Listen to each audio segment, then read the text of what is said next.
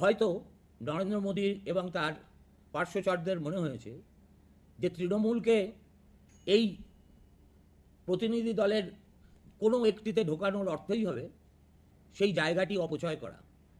কেননা তাদের রাজ্যে নিজেদের রাজনৈতিক স্বার্থ ছাড়া, ভোট ছাড়া তারা আর কিচ্ছু বোঝে না। ফলে যে মমতা বন্দ্যোপাধ্যায় কথায় কথায় দেশপ্রেমের কথা বলেন এবং ইদানিং অপারেশন সিঁদুর শেষ হয়ে যাওয়ার পরে দেখছি টিএমসির নেতারা অলিতে গলিতে তেরঙ্গা হাতে নিয়ে ভারতের যুদ্ধ জয়ের সমর্থনে উল্লাস করছেন, তারা কিন্তু আসল সময়ে সেভাবে নরেন্দ্র মোদী সরকারের পাশে দাঁড়াননি। যেটা এমনকি মোদির 1 নম্বর কট্টর দুশ্মন রাহুল গান্ধী পর্যন্ত দেখিয়েছেন, খার্গে দেখিয়েছেন, ওমর আবদুল্লা দেখিয়েছেন, শরদ পাওয়ার দেখিয়েছেন, স্ট্যালিন দেখিয়েছেন, আর বাকি আমি এনডিএর শরিক দলগুলোর কথা বাদই দিচ্ছি।